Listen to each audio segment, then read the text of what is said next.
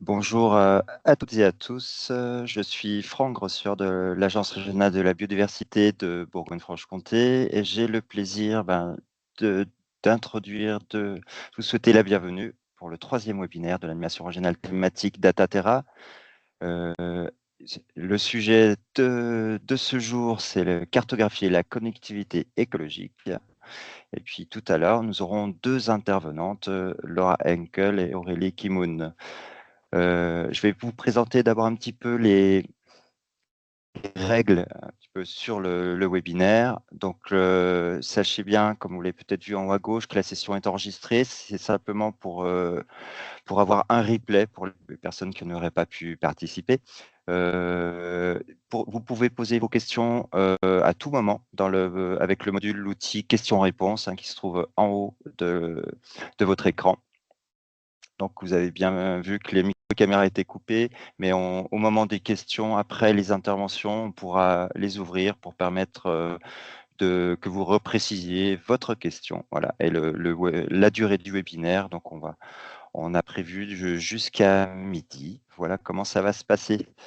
Euh, je vais vous présenter un petit peu rapidement l'infrastructure DataTerra, donc qui permet justement l'organisation de ce webinaire. Donc, c'est une infrastructure de recherche qui propose des services autour des données d'observation, donc de tout le système Terre, avec beaucoup de liens entre producteurs de données, depuis l'accès aux données, de la production de données, de l'analyse traitement et des services. Il faut bien retenir tout ça.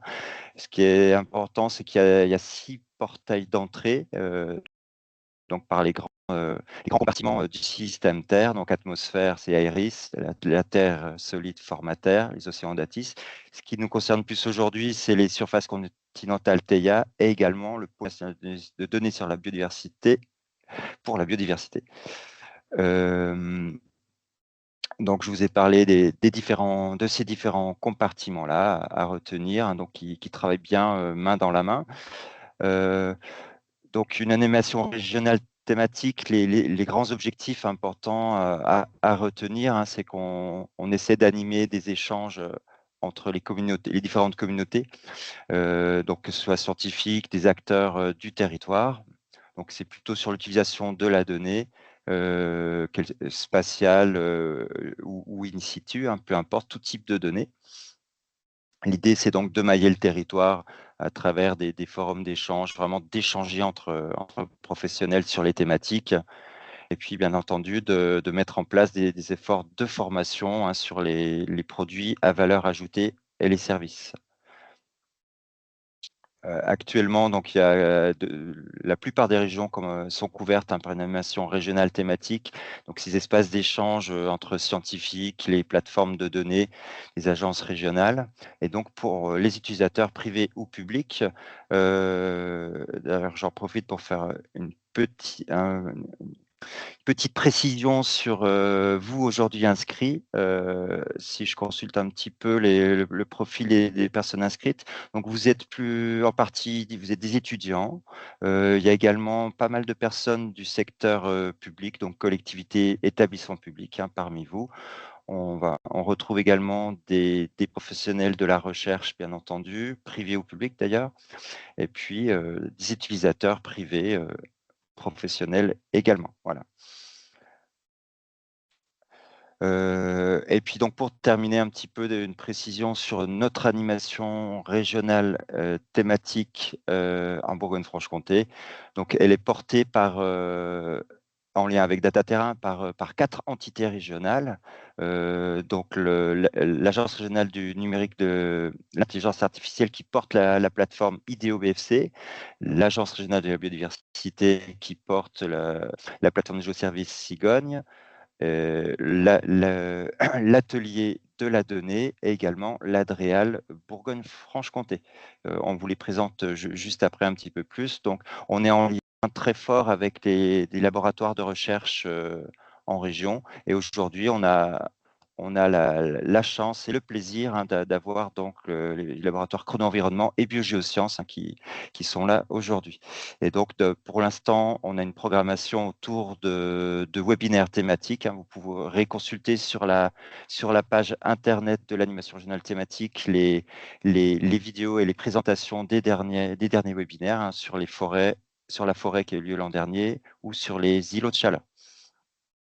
Donc ces webinaires sont organisés en collaboration avec soit TEIA, soit Aeris, donc sur la partie compartiment aérien. Et sur la connectivité écologique, on a été en lien avec le pôle national de données sur la biodiversité.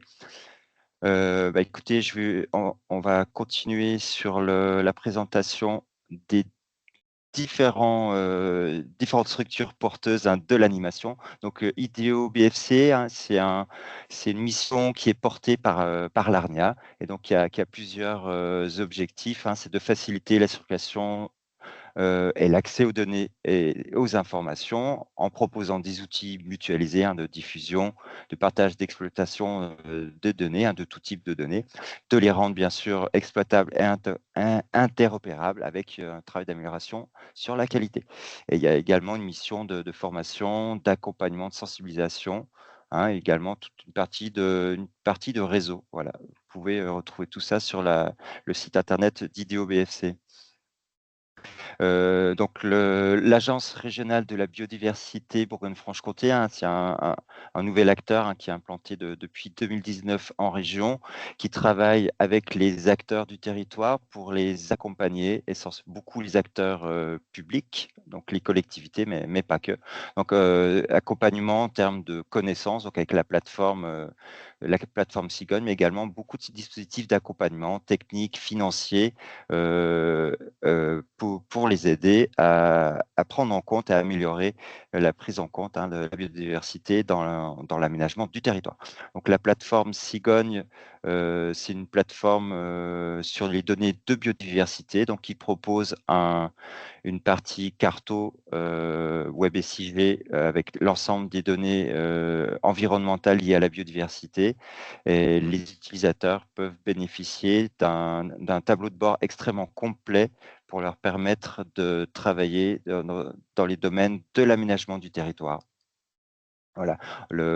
L'agence régionale propose toute une documentation sur le versement de la donnée, le système d'accompagnement des utilisateurs par des formations, et on a également une journée thématique annuelle, les rencontres annuelles du SINP, donc le système d'information de l'inventaire du patrimoine naturel, avec qui nous sommes reliés.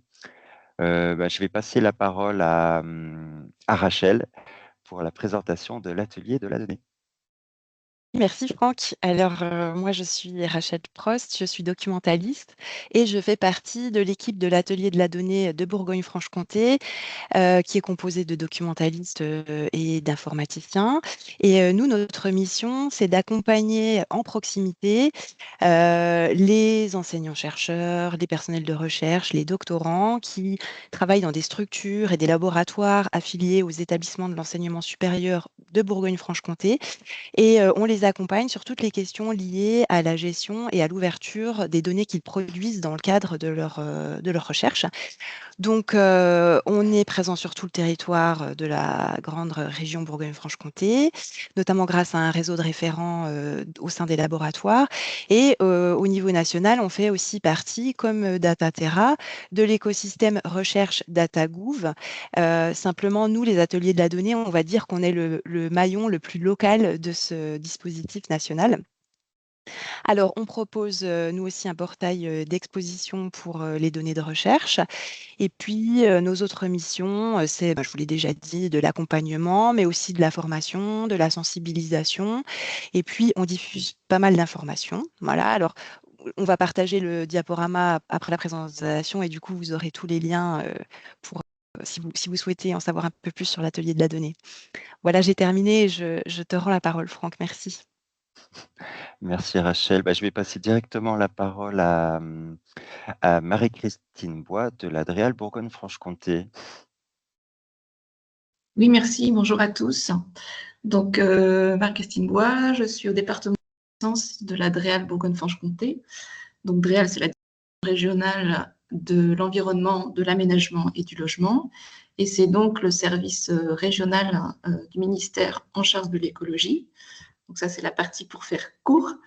En fait, derrière, il se cache deux ministères qui, sur toute la longueur de leur intitulé, parlent de transition écologique, biodiversité, forêt, mer et pêche. Et pour le deuxième, de l'aménagement du territoire et de la décentralisation. Donc, nous sommes chargés en région d'appliquer les politiques publiques de ces deux ministères. Et pour parler un petit peu plus concrètement, donc au département connaissance, on s'occupe de faire savoir tous les éléments qu'il y a sur le territoire et de les diffuser. Donc pour ça, on utilise la plateforme IDEO BFC qui a été présentée par Franck tout à l'heure, principalement, et c'est aussi moissonné et donc relayé par du coup écologie-data.gouv, un peu sur le même système que recherche-data.gouv. Voilà, ça c'est pour la partie, on va dire, un petit peu plus pratique si vous cherchez des éléments qui viennent de chez nous. Pour ce qui est du sujet d'aujourd'hui, donc le département où je travaille a des statisticiens et des géomaticiens qui donc, travaillent sur les données, comme beaucoup d'entre vous, j'imagine, et est au service des autres services de l'ADREAL qui, eux, ont les thématiques, donc biodiversité, mais aussi risque, logement, aménagement, mobilité, enfin voilà, tout le panel que j'ai un peu cité tout à l'heure. Donc, par rapport aux données, nous n'avons pas les compétences en télédétection, donc nous ne pouvons pas utiliser les données directes, mais nous sommes très intéressés par les données dérivées et les produits avancés qui peuvent être produits notamment via TEIA, et de manière indirecte par les méthodes utilisées. L'idée, c'est qu'elles soient connues et reconnues. Et pour nous, ce qui est important, c'est du coup d'avoir des caractéristiques des données d'entrée, la transparence sur la méthode, ce qui donne de la valeur et de la qualité aux études qui sont produites, donc que ce soit par des bureaux d'études ou des organismes de recherche. Et donc pour nous, ça apporte du crédit aux études qui nous sont soumises. Donc voilà pourquoi je trouve très important aujourd'hui de présenter ce type de travaux et d'interventions. Et puis moi, ce sera mon rôle de mon côté de les relayer et auprès de mes collègues. Voilà, puisque là, on est un peu à la pointe de ce qui se fait dans le domaine. Et donc, je conclurai avec les deux lettres de l'ADREAL, le E et le A. Donc, environnement, la biodiversité est effectivement un enjeu majeur dans notre région. Et pour qu'elle soit prise en compte au maximum, au plus finement possible, tout ça doit se traduire dans les documents d'urbanisme, donc d'aménagement. Et je crois que ça va faire écho aux présentations qui vont avoir lieu maintenant. Voilà, merci beaucoup. Merci Marie-Christine.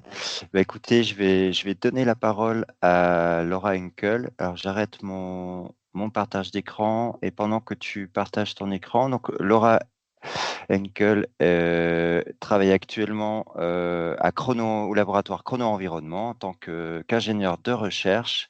Et elle va vous présenter un travail qui s'appelle sur la thématique donc, de la modélisation scientifique aux représentations, comment rendre accessible et opérationnelle les cartographies des corridors écologiques pour les acteurs du territoire. Je te passe la parole, Laura. Merci. Vous voyez tous bien mon écran avant que je commence? Parfait. Donc moi, je suis Laura Henkel, donc je suis ingénieure de recherche basée au laboratoire Chrono Environnement.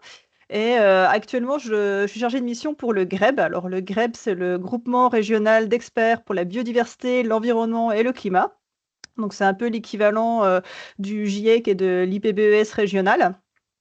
Je vais vous présenter aujourd'hui un travail qu'on a réalisé quand j'étais chargée de mission à l'Agence régionale pour la biodiversité. Donc c'est le fruit d'un travail conjoint qu'on a fait sur les représentations des corridors écologiques, des connectivités, qui a été réalisé avec un stagiaire, Théo Bizardotch, qui a fait son stage de Master 2 en fait, à l'ARB, et en collaboration aussi avec Xavier Girardet, donc, qui est chercheur en géographie au laboratoire TEMA, voilà, qui a co-encadré Théo, et le laboratoire TEMA, donc, qui est le laboratoire qui a développé aussi le logiciel Graphab, que nous avons utilisé pour modéliser ces corridors écologiques, et puis Franck Grossier, donc à l'ARB aussi, qui a participé aussi à l'encadrement de ce stage. Donc en fait, l'idée en fait de notre travail, de notre étude, c'était de travailler sur comment rendre accessible, voilà, et opérationnel des cartographies de corridors écologiques pour l'aide à la décision des élus, des gestionnaires et des acteurs du territoire. Donc avant de rentrer un peu dans les détails, je vais quand même repréciser certains concepts théoriques, même si je pense que pour beaucoup, voilà, vous êtes déjà très familier en fait avec ces concepts aussi si vous assistez à ce webinaire, mais c'est pour qu'on parte sur des mêmes bases théoriques. Donc on va parler ici de réseau fonctionnel qui peut se définir comme un espace à l'intérieur duquel une espèce va pouvoir réaliser son cycle de vie. Donc, pour les différentes étapes de son cycle de vie, à savoir la recherche de nourriture, donc les déplacements quotidiens, les migrations saisonnières, les mouvements aussi de dispersion ou de dispersion pour la recherche de partenaires, par exemple pour la reproduction. Donc voilà, les différentes étapes du cycle de vie. Et donc, quand on représente ces réseaux fonctionnels, donc en fait, on va parler de l'habitat. Donc dans la modélisation, on va parler surtout de tâches d'habitat, qui sont voilà, l'habitat des espèces, qui vont être reliés ensemble par un ensemble de corridors. Donc on voit sur le petit schéma que ces corridors, c'est pas forcément quelque chose de linéaire, ça peut aussi être des corridors, ce qu'on appelle en pas japonais, donc c'est des plus petits patchs en fait d'habitat qui vont permettre aussi de connecter les différents milieux avec autour ce qu'on appelle la zone tampon. Donc c'est un milieu qui va être un petit peu moins favorable, mais qui va quand même permettre le déplacement des espèces entre ces patchs d'habitat. Et ce qu'il faut garder en tête, c'est que ces réseaux écologiques, ça va être vraiment propre à l'espèce, en fait, parce que la perception de l'hétérogénéité des paysages, elle va varier en fait selon le groupe taxonomique qu'on va étudier. Et donc, plus on va avoir une espèce qui va être de grande taille, qui va avoir une forte dispersion, plus elle va utiliser l'espace à une grosse échelle, à une granulométrie un peu plus grande. Donc, en fait, ces réseaux écologiques vont être vraiment propres à une espèce ou à un groupe d'espèces. Et donc, ça va dépendre de leurs préférences en termes d'habitat et également de leur capacité de dispersion.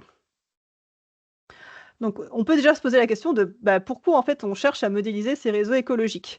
Vous savez qu'on vit actuellement une grande crise d'extinction de la biodiversité. On parle de 6e extinction, et en fait le changement d'usage des terres et l'artificialisation, ça a été pointé par l'IPBES comme la première cause d'extinction de la biodiversité.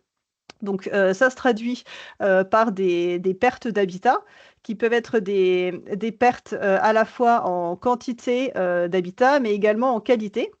Donc quand on parle par exemple d'intensification des milieux, par exemple d'intensification, je sais pas, des milieux agricoles ou de la gestion forestière, on peut perdre en qualité de l'habitat. Donc ça fait partie de cette cause, et ça va également créer en fait cette perte d'habitat de la fragmentation des milieux naturels. Donc là, voilà, c'est une photo, vous avez reconnu peut-être l'ouest de Besançon. En fait, on voit les différences en termes d'artificialisation et de perte de connectivité entre ces deux dates, 1950 et ici 2025. Et donc, en fait, ces effets de la fragmentation, on va essayer de les évaluer et puis de voir un peu l'impact que ça peut avoir aussi sur ces espèces. Alors, hop, mon PowerPoint ne veut pas passer. Voilà. Donc en fait, la fragmentation, c'est une question qui a été très largement étudiée en écologie, et jusqu'à il y a à peu près 10 ans, en fait, à chaque fois qu'on parlait de fragmentation dans les études en écologie, c'était toujours d'un point de vue négatif, c'est-à-dire que la fragmentation, ça se traduisait forcément par une perte de biodiversité. Alors depuis, il y a eu pas mal de publications qui sont venues un peu contester, remettre un peu en cause un peu ces questions-là, notamment une publication en 2017 de Lénore Farig qui a montré que en fait, quand on fait une review un peu des études qui étudient la fragmentation, en fait, on voit que ça se traduit pas forcément par une perte de biodiversité. et qu'en fait, c'est plutôt souvent des effets de perte d'habitat qui engendrent des pertes de biodiversité. Donc, il y a eu ça a fait couler aussi beaucoup d'encre, cette publication, il y a eu pas mal de réponses, etc. Mais en fait, ce qu'il faut retenir un peu de ces discussions scientifiques, c'est qu'en fait, l'effet de la fragmentation, ça va pas forcément être négatif en soi, mais dans ces études, en fait, une des limites un peu de la plupart des études en écologie qui ont étudié un peu ces phénomènes, c'est que pendant longtemps, maintenant ça évolue un peu, mais ça a été une vision qui était assez binaire. C'est-à-dire qu'on parlait d'habitat et à côté on parlait de la matrice, donc ce qui est autour de l'habitat, qui est un environnement hostile où les espèces ne peuvent pas vivre. Donc ça, c'est un peu issu aussi de l'évolution des théories en écologie, notamment en écologie des communautés, qui sont basées à l'origine sur un peu la théorie de la biogéographie insulaire, où on parlait des îles qui étaient des habitats reliés dans une matrice qui était l'océan, qui était hostile, et on étudiait justement les mouvements de dispersion entre ces îles. Mais ça, voilà, c'est un écosystème, un paysage qui est assez simplifié. Dans la réalité, souvent, c'est des cas qui sont beaucoup plus complexes. Et en fait, on ne va pas avoir cette dichotomie habitat versus matrice, mais on va avoir plutôt un gradient de milieux qui vont être plus ou moins favorables, qui vont plus ou moins être perméables pour permettre la dispersion, etc. Ça va dépendre aussi, ces effets de la fragmentation, de la taille de nos patchs. Est-ce qu'on garde quand même des tailles suffisantes d'habitat? Quelle est la distance entre ces patchs? Est-ce que les espèces peuvent encore se déplacer entre ces différents patchs? Est-ce qu'il y a des présences de barrières physiques à la dispersion? Est-ce qu'on a des zones sources dans le paysage qui vont aussi permettre de la reproduction des individus et puis la dispersion vers les autres patchs d'habitat? Donc en fait, on voit que dans la réalité, c'est beaucoup plus complexe et donc ça nécessite aussi des modèles un peu plus complexes pour essayer de modéliser, de représenter ça et puis d'évaluer si effectivement, dans notre cas, on a ou pas des problèmes liés à cette fragmentation. Mais voilà, modéliser aussi ces réseaux écologiques, c'est aussi une obligation réglementaire et juridique. Donc, il y a eu un certain nombre de lois qui se sont succédées, qui ont instauré, par exemple, la première, c'est la loi de 2009, la loi Grenelle 1, qui a instauré dans le droit français la création de la trame verte et bleue. Et ensuite, il y a eu d'autres lois qui sont venues un peu compléter ça. Donc, la loi Grenelle 2 en 2010, voilà, qui a proposé des orientations pour la préservation et la remise en bon état des continuités écologiques. En 2015 aussi, il y a eu la loi sur la nouvelle organisation territoriale de la République qui a aussi confié aux régions l'élaboration du schéma régional d'aménagement, de développement durable et d'égalité des territoires, donc les SRADET. Ensuite, il y a eu la loi sur la reconquête de la biodiversité qui a rajouté un peu des éléments voilà, qui sont mobilisables aussi dans le cadre de cette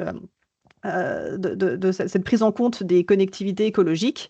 Et en 2021, une loi contre le dérèglement climatique et le renforcement de la résilience face à ces effets qui a renforcé aussi la nécessité d'intégrer la trame verte et bleue dans les documents d'urbanisme.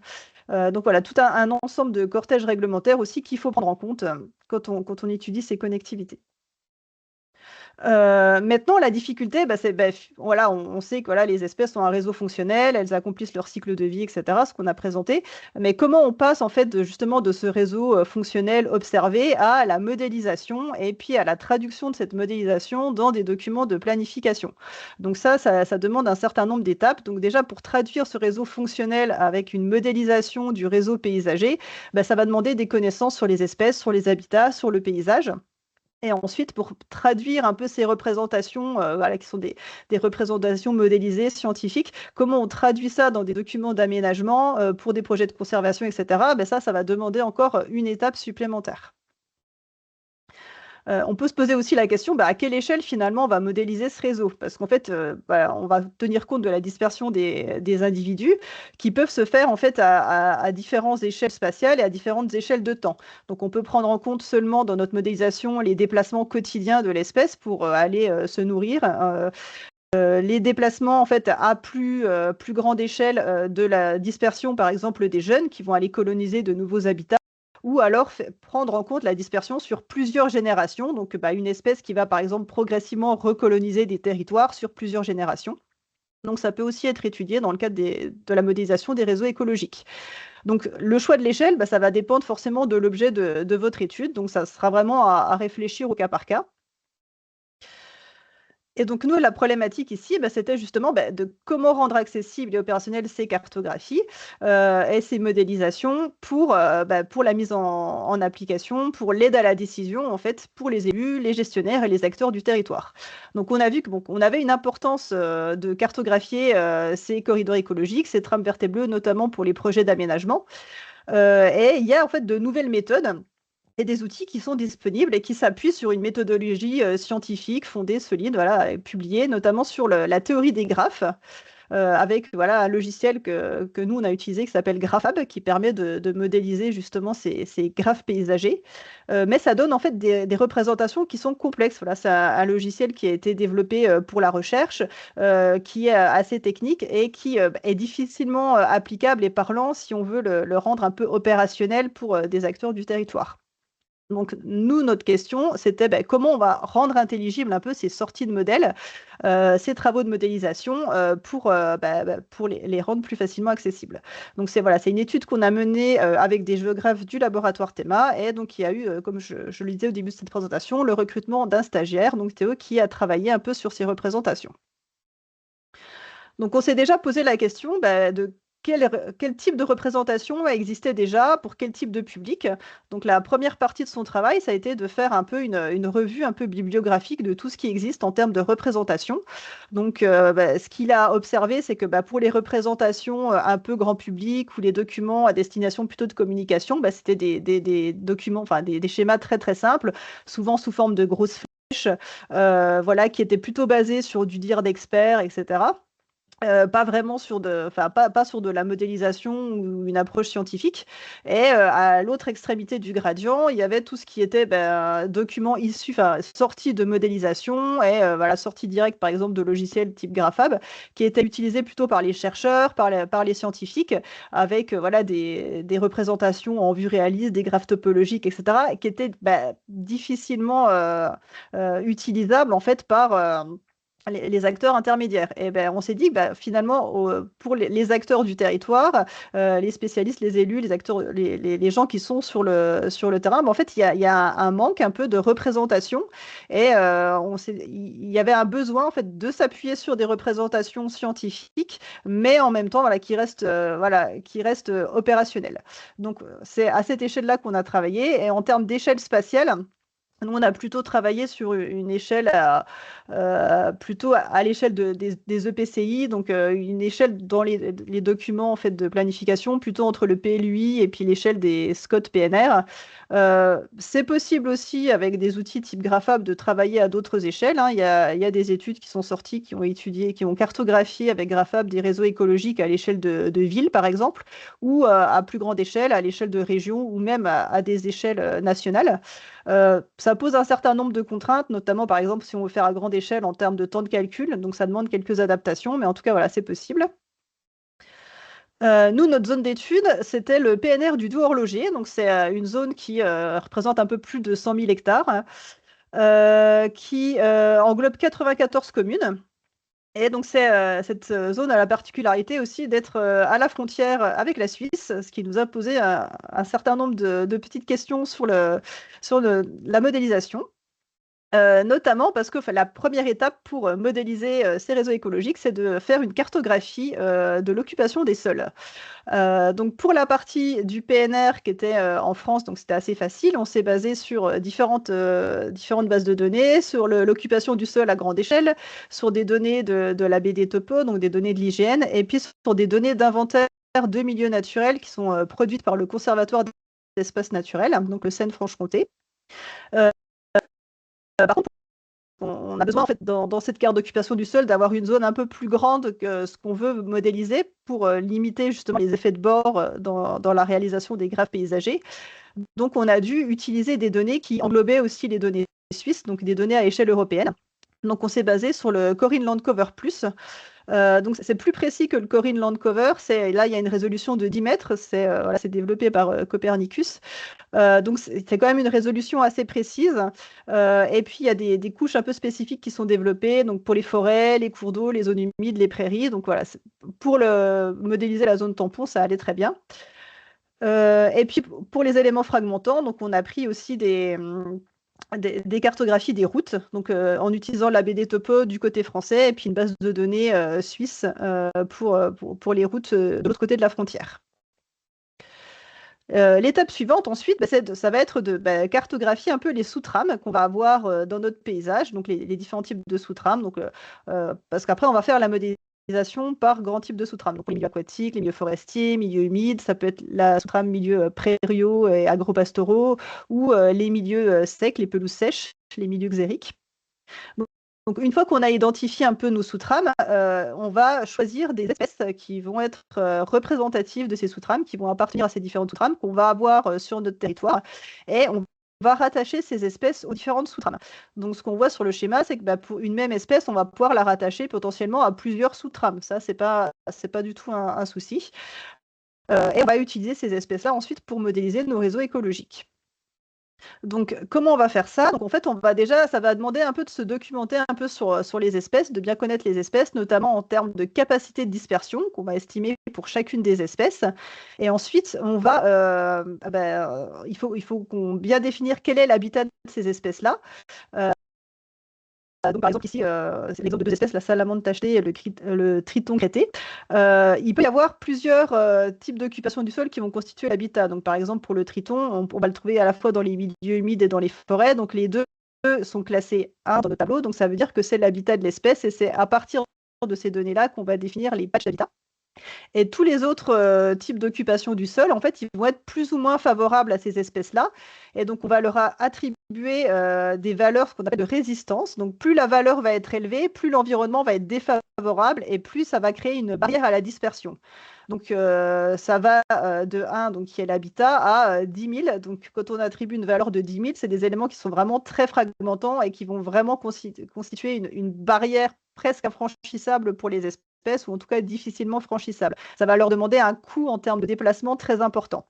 Donc ça va être le cas, par exemple, des routes très importantes, des autoroutes, par exemple, ou d'autres types de milieux. Ça va dépendre des espèces.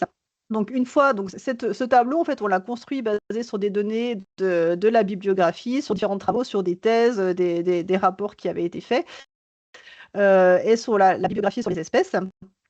Et ensuite, pour ne pas faire une modélisation pour chaque espèce réelle qu'on va avoir dans notre sous-trame, on va passer par une approche d'espèces fictives. Donc, ça va être une espèce représentative d'un ensemble d'espèces qu'on va avoir dans notre sous-trame. Donc ici, par exemple, une espèce fictive qui va représenter un peu les conditions des amphibiens petits disperseurs.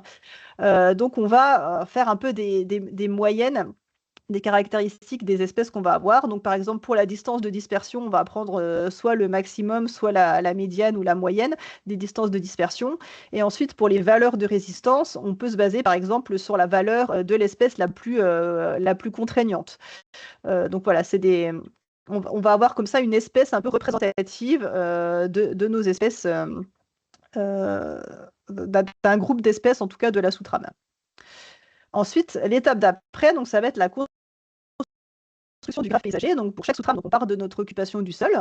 On va définir où sont nos tâches d'habitat. Donc, ici, sur le petit schéma, c'est les tâches qui sont représentées en rouge.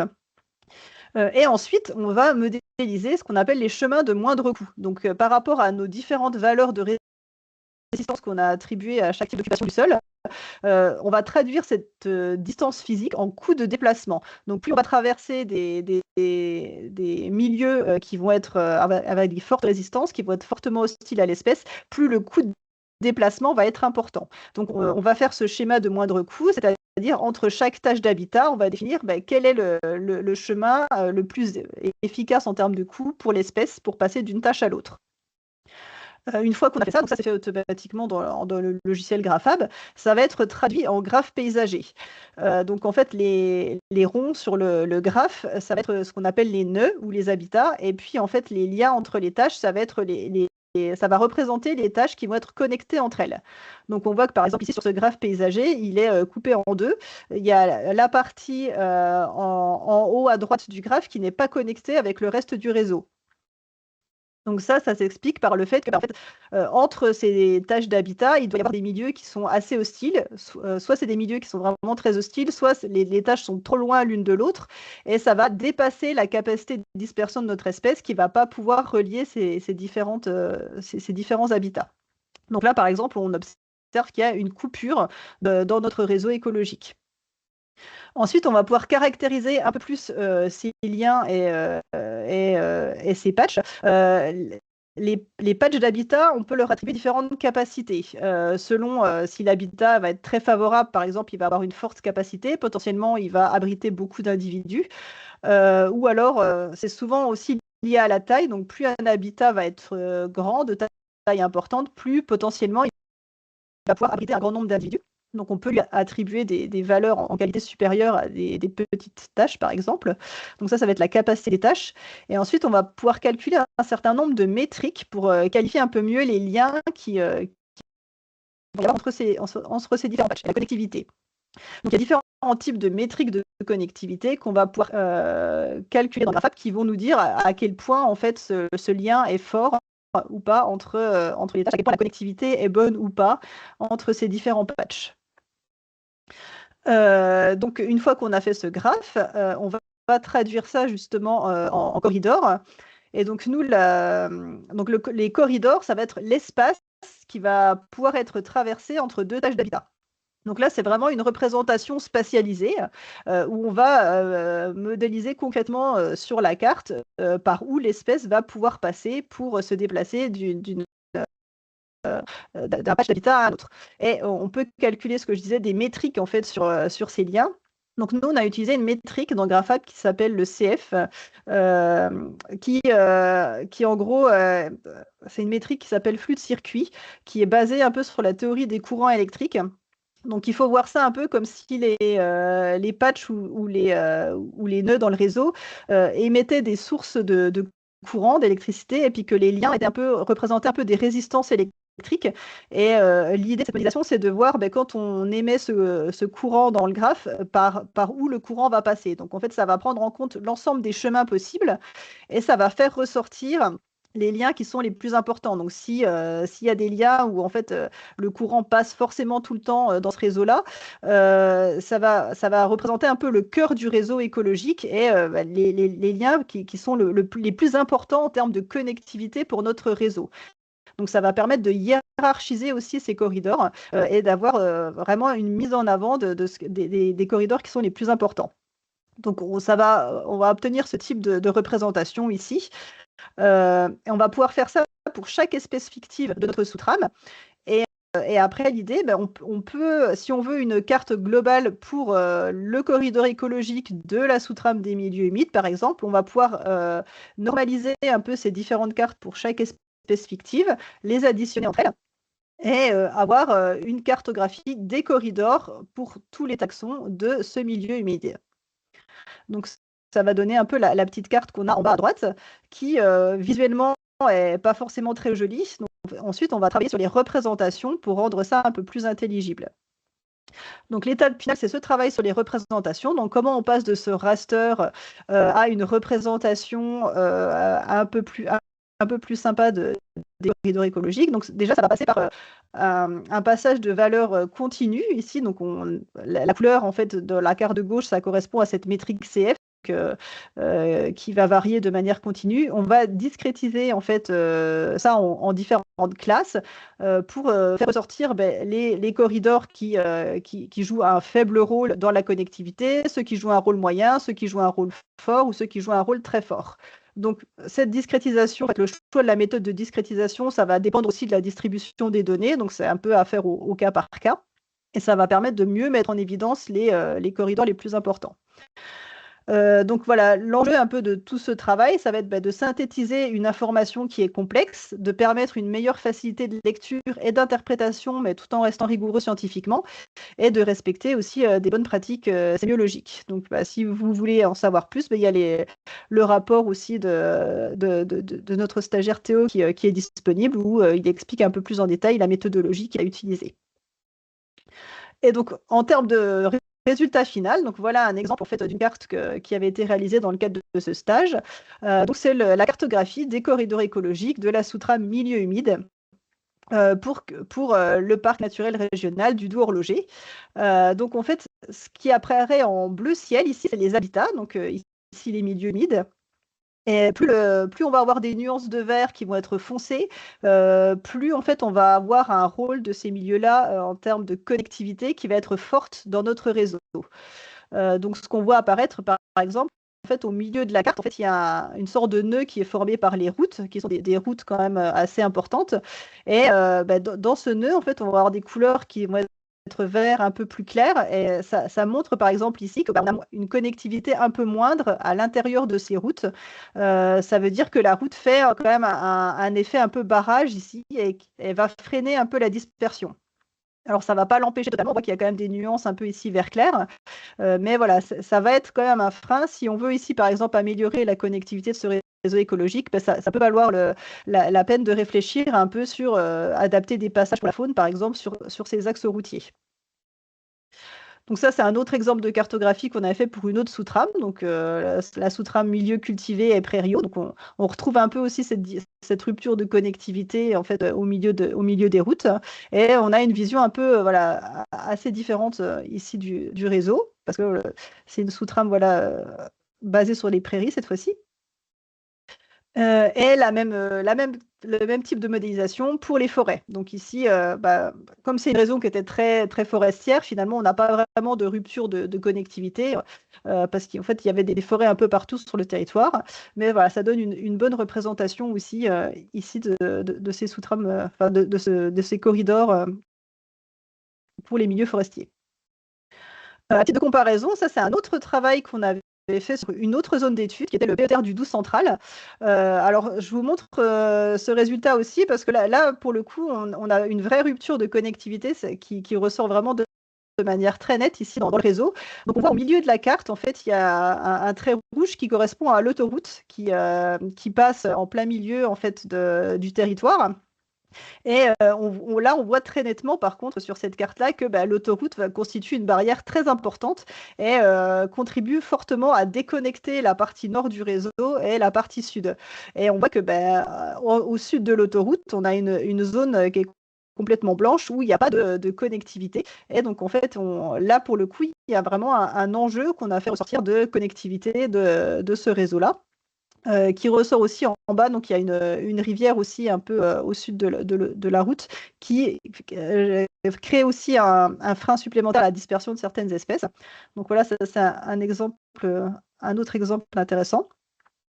Et pour finir, en fait, dans le cadre de ce projet, les commanditaires nous avaient également demandé, en fait, au-delà d'avoir une carte par sous-trame, de voir si c'était possible d'avoir une carte globale pour représenter l'ensemble des corridors pour l'ensemble des sous-trames et l'ensemble des espèces.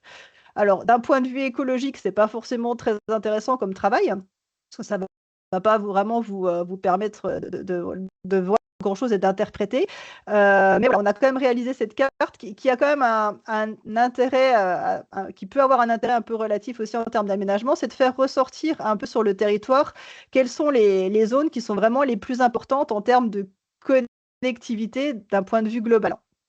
Donc l'idée ici, c'est qu'on a pris pour chacune des sous-trames des différents milieux humides, milieux forestiers, etc., les corridors importants, et on a additionné tout ça pour faire une carte globale.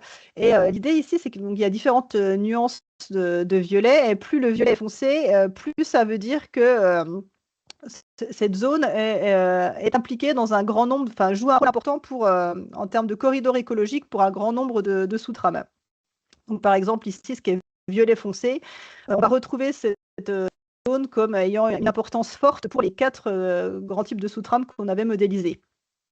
Donc ça permet quand même de faire ressortir voilà, certains enjeux, où sont localisés les enjeux. Et par exemple, si on a un projet d'urbanisation dans une zone où il y a qui joue un rôle très important en termes de connectivité pour beaucoup de sous-trames, mais voilà, ça peut poser problème, et ça peut mettre en évidence justement des conflits potentiels entre des objectifs de conservation et des objectifs d'aménagement du territoire, par exemple.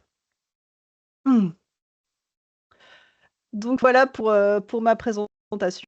Donc je peux répondre à vos questions si vous en avez. Merci beaucoup, Laura.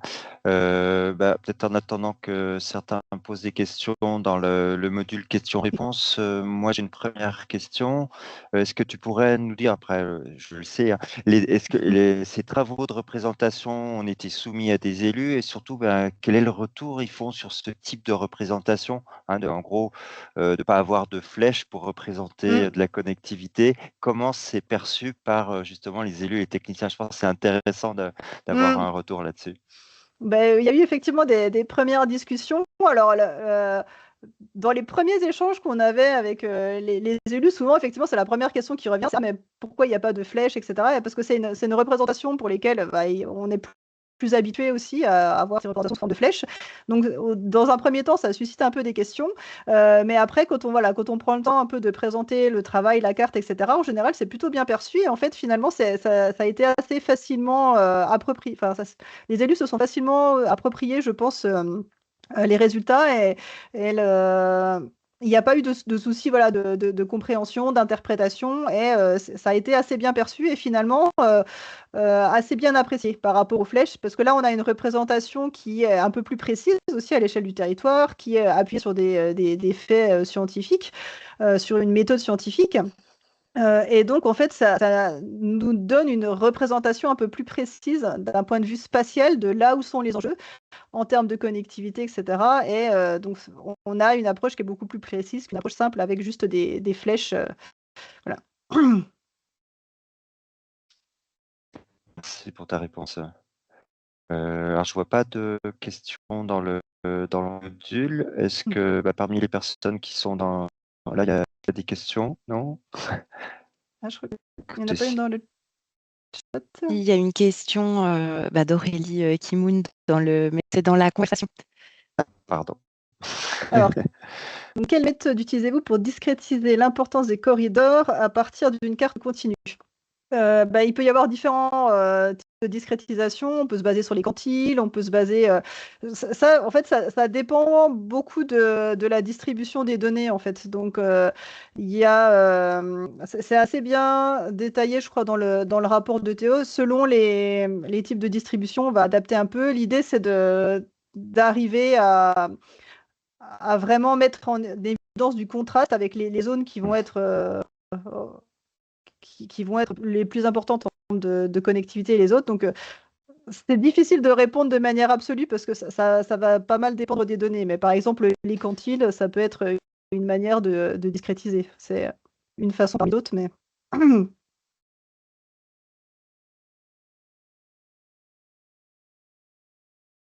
Il y a quelqu'un qui lève la main. Mais la main s'est baissée. Alors, j'ai pas eu le temps de voir qui était la personne qui avait levé la main. Si vous voulez poser des questions, effectivement, on peut vous ouvrir le micro.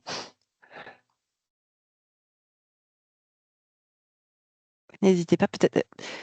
J'ai pas eu le temps de lire, mais n'hésitez pas à relever la main ou. Ah, alors il y a une question.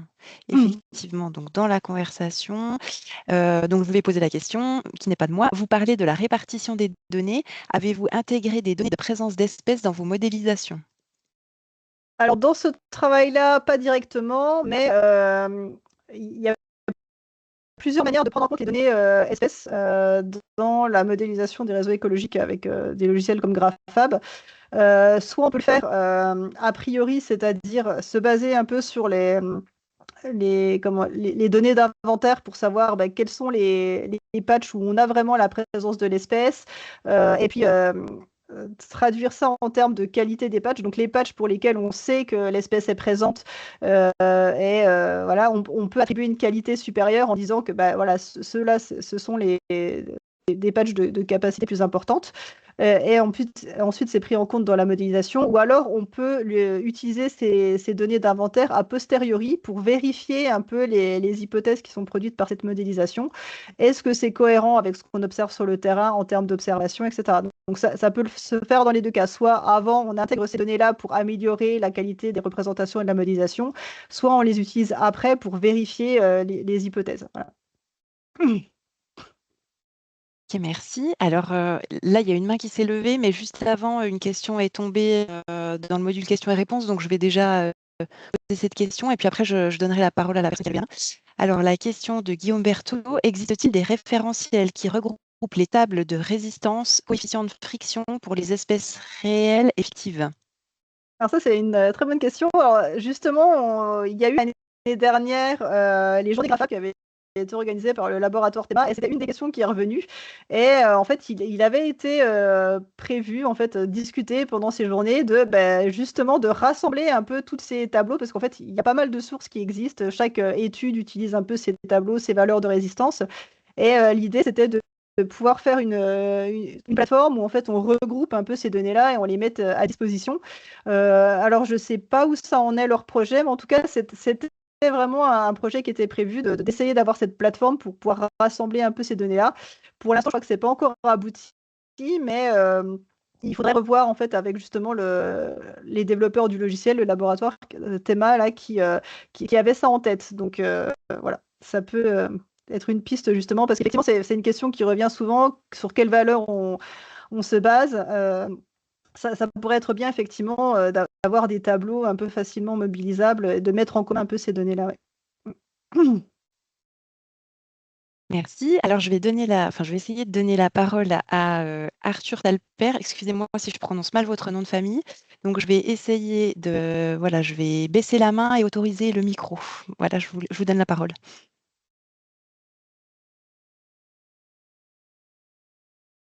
Si vous souhaitez poser votre question, Monsieur Talper.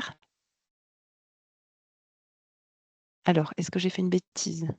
J'ai bien autorisé le micro. On ne vous entend pas. Il faut peut-être l'activer de votre côté. Oui.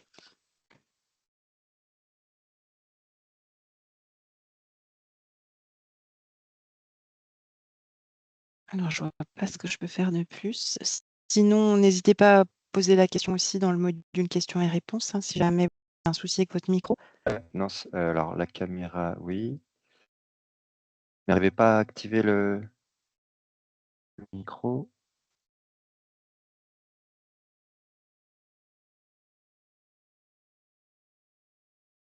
De l'autre côté, c'est bon.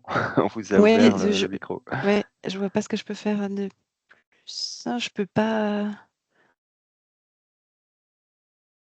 Là, je peux que le désactiver, donc.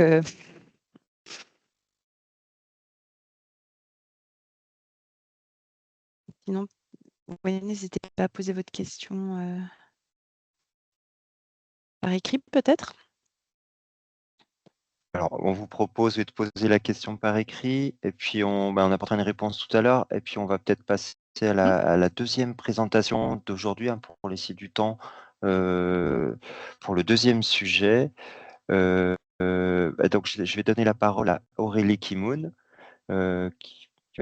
Aurélie, tu vas partager ton diaporama. Donc, Oui, Aurélie d'accord. Kimoun, tu es maîtresse de conférence à l'Université de Bourgogne, rattachée au laboratoire Biogéosciences.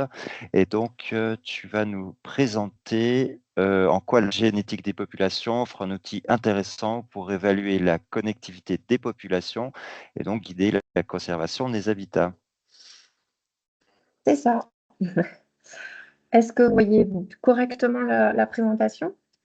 C'est très bien, oui. C'est bien, d'accord. Alors, oui, donc effectivement, ma présentation va être, je pense, assez complémentaire de celle de Laura. Merci. Et donc, je vais vous parler voilà, de l'apport de données génétiques pour modéliser la connectivité du paysage. Donc, pour ça, je vais vous présenter un cas très concret de travaux de recherche que je mène donc au laboratoire de géosciences avec mes collègues Bruno Fèvre et Stéphane Garnier. Et ces résultats sont aussi issus de la thèse d'Alexandrine Daniel voilà, qu'on avait encadrée. Et ces travaux donc, visent à comprendre l'influence de la structure du paysage sur la connectivité des populations et en particulier donc, sur des passereaux forestiers. Donc, je vais rapidement vous donner un peu de contexte parce que ça a été très bien fait dans la présentation précédente. Hein. Donc la fragmentation, voilà, c'est un processus qui est très complexe et qui a au moins deux grandes composantes, on va dire. La première étant la perte d'habitat au sens de la diminution des surfaces d'habitat disponibles pour les espèces.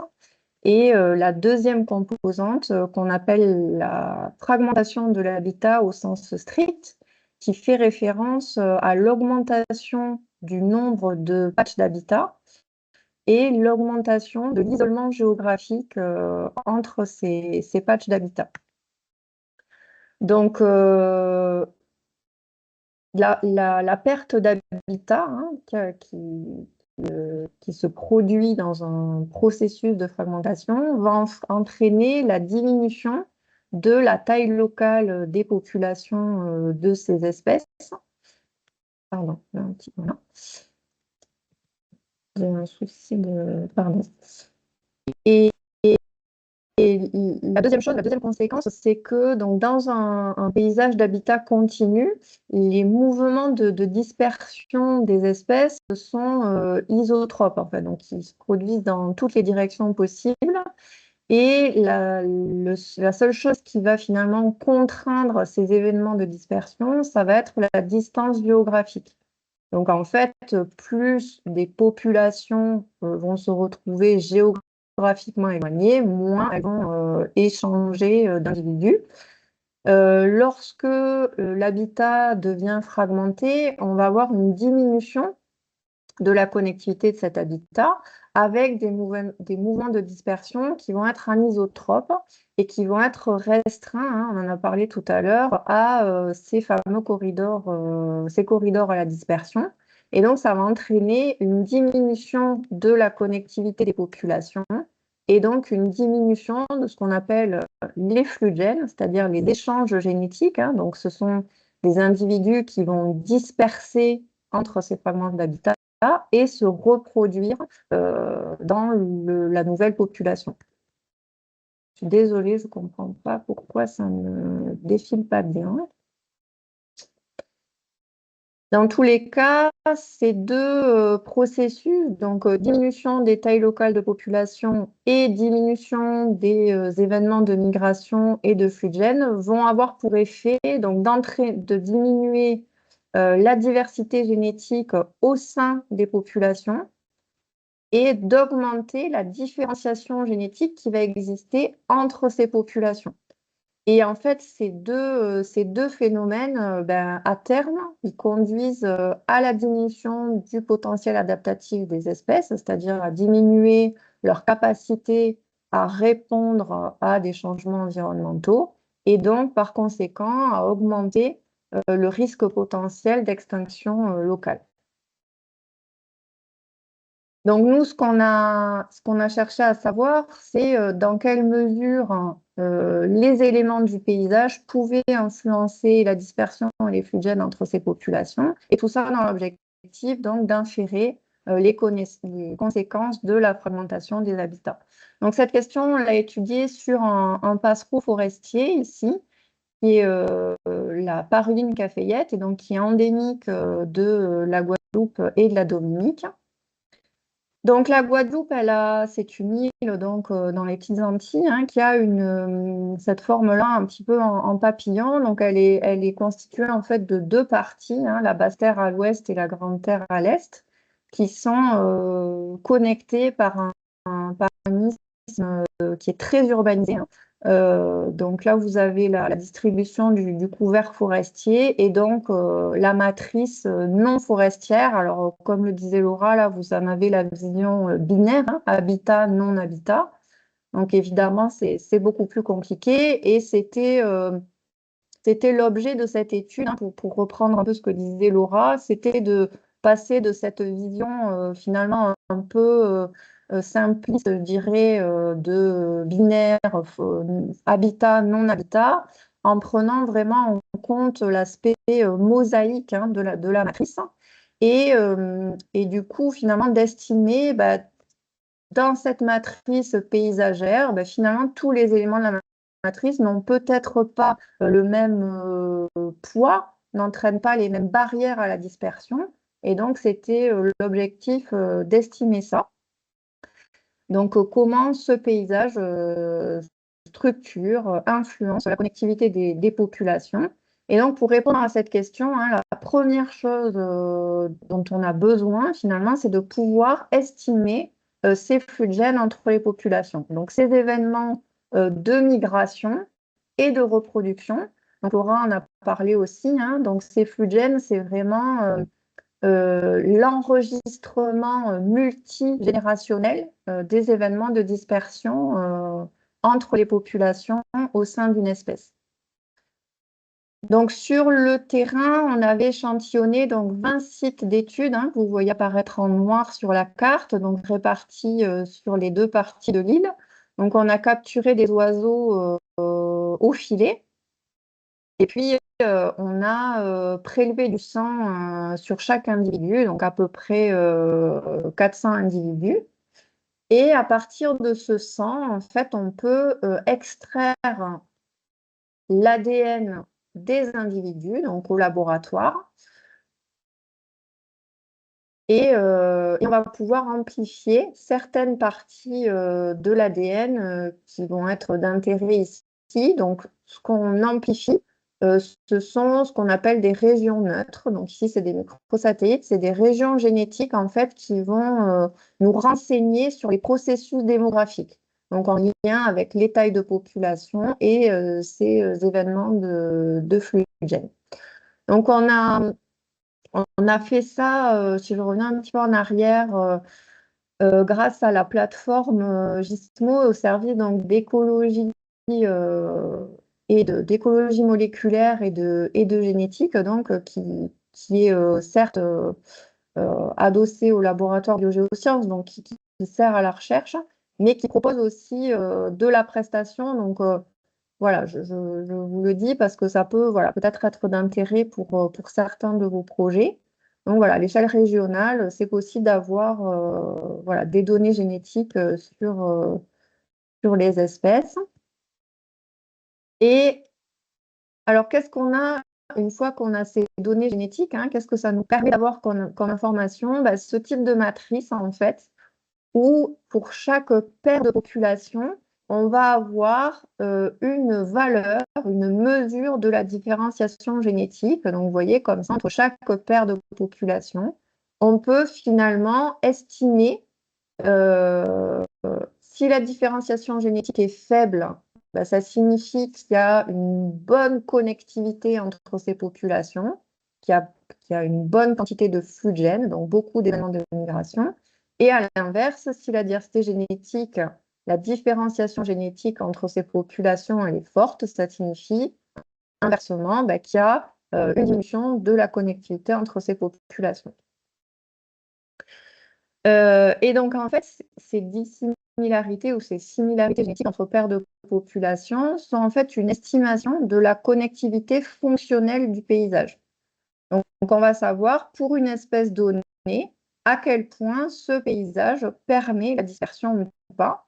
Et donc, l'objectif ensuite, ça va être de lier la connectivité fonctionnelle qu'on approxime avec ces indices de différenciation génétique et la connectivité structurelle d'un paysage au travers notamment de couches d'occupation du sol, d'habitat, etc. Et l'approche qui permet de faire ça, hein, c'est ça qu'on appelle la génétique du paysage. Donc, concrètement, comment on a fait? J'en ai dit une partie à l'instant. Donc, on avait nos 20 sites d'études, des données génétiques, et donc on a obtenu cette matrice de différenciation génétique pour chaque paire de population, qui donc une estimation indirecte de flux de gènes et qui traduit la connectivité fonctionnelle du paysage. De notre côté, on avait des surfaces environnementales. Donc, on avait pris la topographie, le réseau routier, le couvert végétal, en fait, toutes les surfaces environnementales qui font sens pour l'espèce qu'on étudie. Et la première étape, on va dire, ça va être de traduire ces couches environnementales en surface de résistance. Donc là encore, Laura en a très bien parlé. Hein. Donc ces surfaces de résistance, qu'est-ce qu'elles vont contenir? Quelle information on a ici? Eh bien, à chaque pixel de la carte va être associé une valeur de résistance, de rugosité. On trouve un peu différents termes dans la littérature. Et donc, plus le pixel va être résistant, ça signifie que l'espèce va avoir du mal à disperser au travers de ce pixel d'habitat. Et à l'inverse, une faible résistance pour le pixel va signifier que ce pixel ne constitue pas, pour l'espèce qu'on étudie en tout cas, une barrière à la dispersion.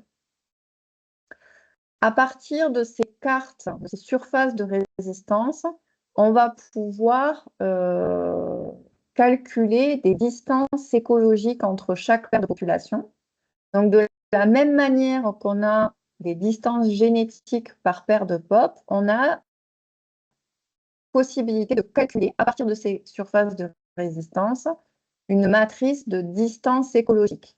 Et cette matrice de distance écologique nous donne une vision de la connectivité, cette fois-ci structurelle, à partir vraiment de la nature du paysage. Donc, une vision de la connectivité structurelle de ce paysage. Et bien sûr, l'étape ultime, vous la comprenez, c'est bien de mettre en relation la connectivité fonctionnelle et structurelle de ce paysage. Donc, comment on va calculer dans un premier temps ces distances écologiques? Donc, encore une fois, tu en as dit un mot, Laura. Donc, si je prends cette carte très simpliste, de trois populations, un habitat favorable en vert et cette matrice défavorable. Donc, bon, on sait que les distances euclidiennes, donc distances tout droit, sont un prédicteur assez faible de la différenciation génétique, puisque, évidemment, ces distances euclidiennes, elles ne prennent pas en compte l'hétérogénéité du paysage, et alors que c'est très important. Donc, ce qu'on préfère à ces distances euclidiennes, ça va être donc une première distance écologique qui est les chemins de moindre coût, donc qui ont été présentés tout à l'heure.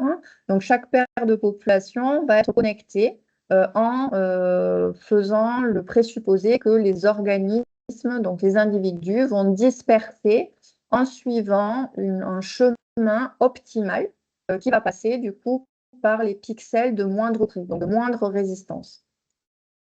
Et donc, ce chemin de moindre coût, c'est finalement la somme des valeurs de résistance empruntées le long du chemin.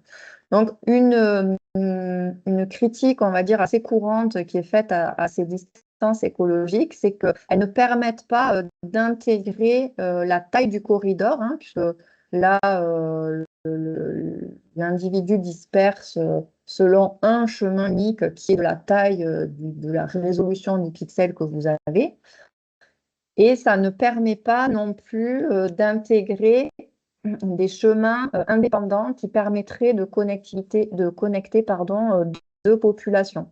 Donc là, ça n'intégrerait pas le fait qu'on voit sur la carte qu'il y a un deuxième corridor plus en bas qui permet de connecter les populations A et B. Donc, une distance écologique qui permet de répondre un peu à ces limites, c'est la distance de résistance qui a été présentée tout à l'heure, qui est une distance basée sur la théorie des circuits par analogie en fait entre les flux de gènes et la connectance des circuits électroniques. Donc en fait, le paysage va être découpé, on va dire, en un réseau de nœuds connectés les uns aux autres par des résistances. Et donc, cette distance de résistance qu'on va calculer sur notre paysage, en fait, elle va intégrer tous les chemins possibles qui permettent de relier chaque paire de populations, avec l'idée que cette distance de résistance, elle va décroître lorsque l'espèce pourra emprunter plusieurs chemins de forte conductance. Voilà. Donc là, pour le coup, on voit clairement que la critique qui était faite tout à l'heure au chemin de moindre coût, elle ne tient plus ici, puisqu'on peut bien intégrer à la fois la taille du corridor et à la fois les chemins alternatifs qui peuvent être empruntés pour connecter deux populations. Donc nous, c'est ce qu'on avait utilisé dans cette étude. Donc on a pu comparer ces deux types de distances, donc les moindres coûts et les distances de résistance. Une étape aussi qui est vraiment cruciale dans tout ce framework-là, c'est de savoir comment, à partir des surfaces environnementales qui font sens, hein, je le disais tout à l'heure, pour l'espèce qu'on cherche à modéliser, comment on fait pour dériver des surfaces de résistance. Donc, Laurent en parlait tout à l'heure, hein, c'est comment on fait évaluer ces coûts de résistance à chaque nature d'occupation du sol. Donc là encore, il y a différentes techniques et puis pas vraiment voilà, de consensus, en tout cas à ce moment-là, sur les meilleures méthodes. Donc, ce qui est fait couramment, c'est d'utiliser des opinions d'experts hein, sur l'écologie de l'espèce. Donc ça, voilà, la bibliographie s'accorde quand même à dire que les performances peuvent être assez faibles, hein, après, en capacité de prédiction de la dispersion de l'espèce. Une alternative, ça peut être d'utiliser des modèles de probabilité d'habitat, enfin de disponibilité d'habitat, où là, une forte... j'arrive pas à traduire le mot suitability, pardon, d'habitat favorable, pardon. Donc, un habitat qui va être très favorable pour une espèce va donc être un habitat qui a une valeur de résistance faible. Voilà. Et donc, ce qui est fait un petit peu moins dans la littérature, c'est d'utiliser des données vraiment empiriques sur du mouvement. En tout cas, nous, sur l'espèce qu'on a étudiée ici, on n'avait pas ce type de données, hein, parce que vraiment, dans la zone où on était, c'est des espèces qui sont très peu étudiées. Voilà, elle est vraiment endémique de cette île-là, donc on a vraiment très peu de connaissances écologiques. Donc, ce qu'on a fait, c'est qu'on a utilisé une procédure d'optimisation. Donc, en fait, on n'avait pas... enfin, nous, on avait nos propres a priori, mais on ne les a pas pris en compte dans l'analyse. Donc, on a exploré l'espace des paramètres. Donc, ces valeurs de résistance, elles n'étaient pas fixées a priori et on les a optimisées. Et avec quoi on les a optimisées? On les a optimisées avec des données génétiques. Donc ça, c'est vraiment pour faire le lien avec la présentation précédente. Là, l'apport des données génétiques est crucial à cette phase-là. C'est que c'est les données génétiques qui permettent de calibrer les valeurs de résistance qui après permettront de calculer donc soit les chemins de moindre coût, soit les distances de résistance. Voilà, donc bon, rapidement sur la méthode, hein, on part donc des surfaces de résistance sur lesquelles au début on projette des valeurs aléatoires hein, de résistance pour chaque pixel. On a les coordonnées de nos populations, on calcule soit des distances de moindre coût, soit des distances de résistance. On calcule, donc on a cette matrice de distance écologique. On va ensuite essayer de corréler, de relier à la matrice de distance génétique. On évalue cette correspondance avec un indicateur, voilà, on peut quantifier cette correspondance entre distance génétique et distance écologique. Et puis, on fait tourner ça, on explore comme ça l'espace des paramètres de résistance. Et puis, la phase d'optimisation s'arrête lorsque, en modifiant ces coûts de valeur de résistance, on ne fait pas mieux, c'est-à-dire on n'explique pas mieux les différences génétiques avec les distances écologiques. Donc, on considère qu'on a trouvé, entre guillemets, les valeurs de résistance optimales pour caractériser les pixels d'habitat.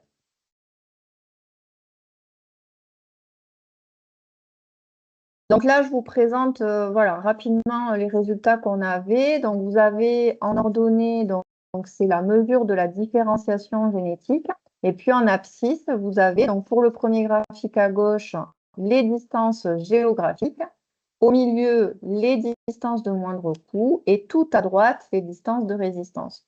Donc, on voit que peu importe la distance qui est utilisé, on voit qu'il y a bien une corrélation avec les distances génétiques, mais ce qu'on voit, c'est que ce qui explique le mieux les distances génétiques, c'est les distances de résistance.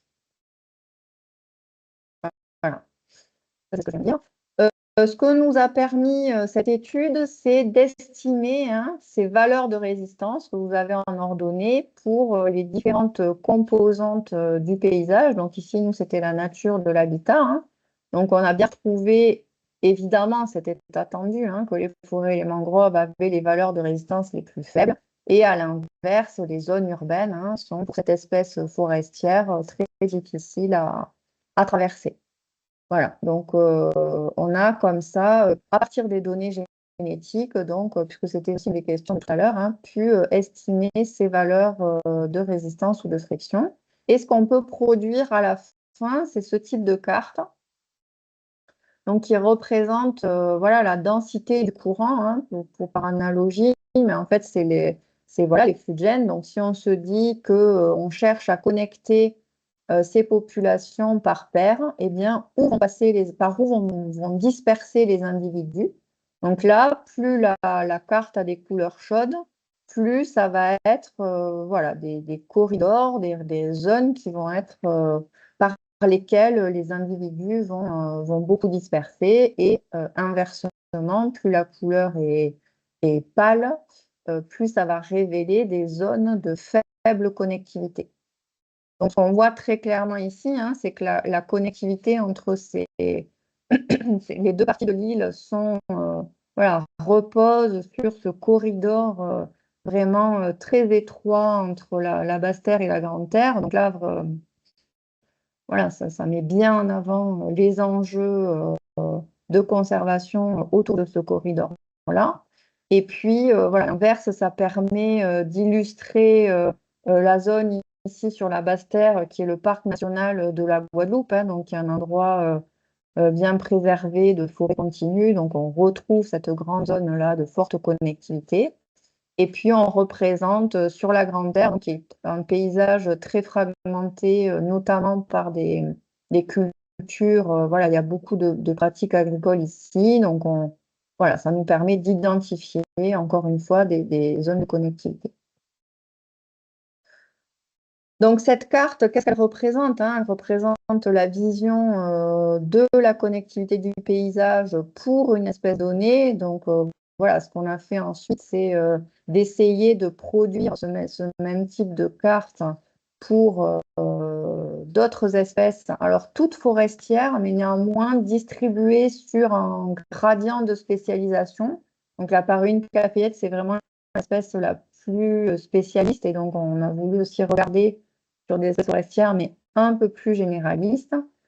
Et donc, tout ça dans l'objectif après de pouvoir évaluer la résistance du paysage voilà, d'un point de vue multispécifique, et donc fournir comme ça une approche et une stratégie un peu plus intégrée de la gestion, enfin, de la conservation et de la restauration des habitats. Donc peut-être, j'en ai fini pour ma présentation, mais ce qui me semblait intéressant pour faire le lien avec la présentation précédente, c'est que Laura parlait de graphes paysagers, donc qu'on peut faire vraiment sans données génétiques, puisque c'est ce qu'elle a présenté. Ce qui est intéressant, c'est de voir aussi que l'outil génétique peut alimenter ces graphes paysagers, parce qu'ils peuvent permettre dans un premier temps de calibrer. La donnée génétique peut venir par l'estimation des valeurs de résistance, permettre de calibrer les liens de ce graphe paysager.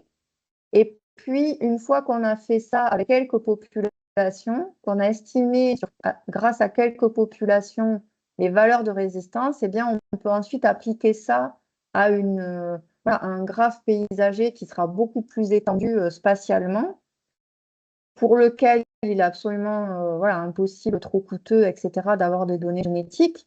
Mais voilà, donc on peut, avec les données génétiques, calibrer sous un graphe plus restreint et puis projeter ça et avoir des graphes paysagers plus larges. Donc ça peut s'articuler comme ça. Et après, comme le disait Laura, hein, les calculs de métriques qu'on peut faire à partir de ces graphes paysagers, ben, si on les superpose pour plusieurs espèces, ça nous permet voilà, de voir s'il y a des nœuds du graphe, donc des patchs d'habitat qui vont être ben, très importants, quel que soit, dans notre cas, le niveau de spécialisation de l'espèce.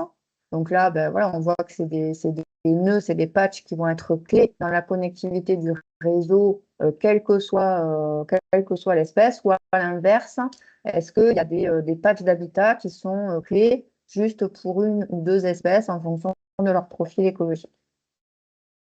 Voilà, j'en ai terminé et je peux voilà, répondre à vos questions. Je ne sais pas si j'ai été trop long ou pas.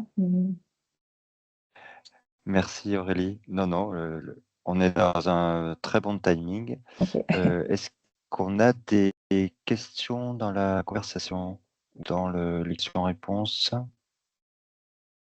Alors pour l'instant, il n'y a pas de questions. Moi, j'ai une question.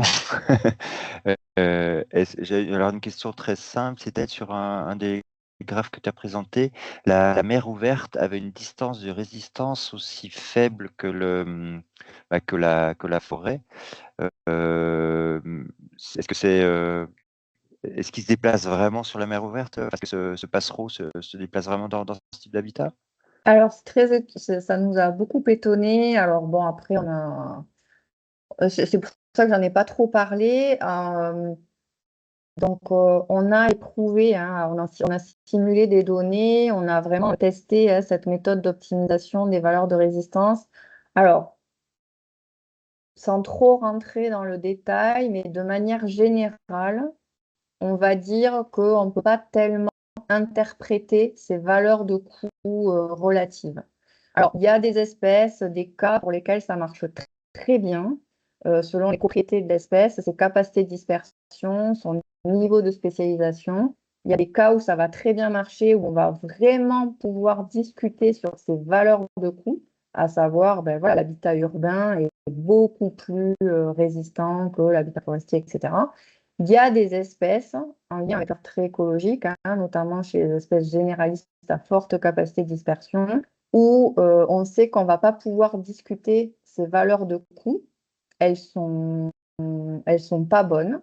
Par contre, bien que ces valeurs de coût ne soient pas interprétables, elles sont très robustes ensuite pour modéliser le chemin de moindre coût ou le chemin de résistance.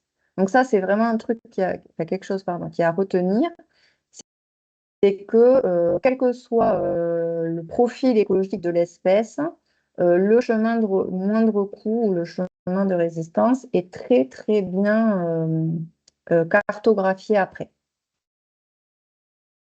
D'accord, bah, je dirais tant mieux. Alors, bon, Mais d'accord, non, je comprends mieux comme ça, d'accord. sans Ok. trop rentrer dans le détail, en fait, hein, c'est lié à la procédure d'optimisation qui va en fait surajuster le modèle aux données. Voilà, en gros, c'est ça. Voilà. D'accord, très bien. Puis j'avais une deuxième question. Est-ce que, donc là, les études portent sur les Antilles. Est-ce qu'il y a des perspectives de travail dans l'Hexagone? Finalement, les méthodes sont, moi, en tout cas, je trouve ça très intéressant, Ouais. sont applicables, on va dire, sur n'importe quel terrain d'études. Est-ce qu'il y a des Alors, choses qui sont imaginées ou déjà en cours de développement? Alors, nous, on travaille aussi sur les mésanges en lien avec l'urbanisation, hein, tous les nichoirs qu'on peut voir un petit peu dans Dijon et en forêt. Donc, en fait, voilà, comme tu le disais, c'est des approches qui sont absolument pas modèles ou espèces centrées et bien sûr applicables à n'importe quel territoire. Donc, il y a des projets voilà, sur la mésange.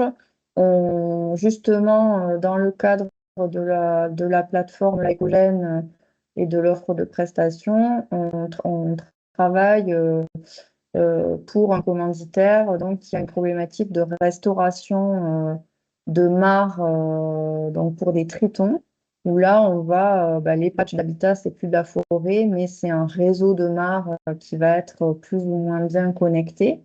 Et là, donc, les données génétiques permettent d'évaluer la connectivité entre ces mares, modéliser le réseau et donc aider à prioriser les actions de restauration de mares, par exemple. Donc après, le matériel collecté de départ, c'est plus du sang, hein, c'est des frottis buccaux pour les tritons, mais à partir desquels on extrait l'ADN. Vraiment, on peut extraire l'ADN à peu près à partir de, pas de tout, mais voilà. Et là, j'ai une dernière question. Vous utilisez l'ADN environnemental également ou uniquement des prélèvements sur espèces Alors, non. en tout cas pour les amphibiens? Alors, l'ADN environnemental, on ne va pas être à la même échelle. Donc, l'ADN environnemental, il permet, en tout cas à l'heure actuelle des avancements, de déterminer la présence, l'absence d'une espèce et éventuellement, même si c'est plus discuté, l'abondance. Donc, présence, absence, abondance. Là, nous, on est vraiment à l'échelle plus fine, hein, qui est une approche populationnelle. Donc là, on a besoin de plus d'informations et l'ADN environnemental ne nous permettrait pas d'arriver à ce niveau-là, à ce grain-là. Voilà. Très bien, merci. Rachel, est-ce que tu vois des questions? Alors, je ne vois pas de questions ni dans la conversation, ni dans le module questions et réponses. Mais je vais vous demander, Aurélie, un petit peu ce qu'a demandé Franck tout à l'heure à Laura. Comment ça a été reçu par les élus locaux ou les structures locales, cette modélisation que vous avez faite? Parce que vous avez dit que c'était une espèce qui était très peu étudiée, parce endémique. Donc, voilà, Alors, comment nous, ça a on été a reçu? fait, voilà, j'en ai pas trop parlé là, hein, mais ce projet, vraiment, donc, à plusieurs territoires, en Guadeloupe, Martinique, Dominique. Et là, ben, en l'occurrence, c'était la DEAL de Guadeloupe où vraiment, ils étaient voilà, assez contents d'avoir une quantification. Voilà, cet isthme-là, j'en parlais, hein, qui est très urbanisé. En fait, il abrite une zone commerciale qui est gigantesque. Je crois que c'est la troisième zone commerciale. Voilà, elle est vraiment très importante. Et donc, il nous disait qu'à peu près tous les jours, il recevait un projet différent pour aller voilà, implanter autre chose encore sur cette zone. Et donc ça, ben voilà, ça leur a permis d'avoir quand même une quantification du rôle, on va dire, des fragments forestiers qui restaient dans cette zone en termes de connectivité. Et puis on avait aussi complémenté cette étude parce que voilà, au nord, il y a vraiment des mangroves, hein, au nord de l'île, et donc ils voulaient savoir aussi quel était le rôle de ces mangroves comme corridor à la dispersion. On en parlait tout à l'heure, hein, la dispersion qui se fait en pas japonais, là, quel était le rôle de ces mangroves pour assurer aussi la connectivité au nord de l'île sans nécessairement passer par cet isthme. Et donc voilà, de notre point de vue, en tout cas, les échanges qu'on avait eus, ils étaient très positifs parce que bah, voilà, ce que disait Corentin, des visuels et puis de la donnée et puis de la quantification robuste, on va dire. Merci.